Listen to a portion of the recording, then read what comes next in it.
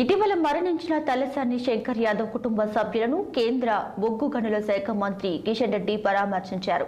మారేడుపల్లిలోని రాధికా కాలనీలో ఉన్న నివాసంలో మాజీ మంత్రి తలసాని శ్రీనివాస్ యాదవ్ సోదరుడు తలసాని శంకర్ యాదవ్ కుటుంబ సభ్యులకు ప్రగాఢ సానుభూతి తెలిపారు. తలసాని శంకర్ యాదవ్ చిత్రపటానికి పూలమాలలు వేసి నివాళులు అర్పించారు. ఇక ఆయన చేసిన సేవలు మరవలేనివన్నారు.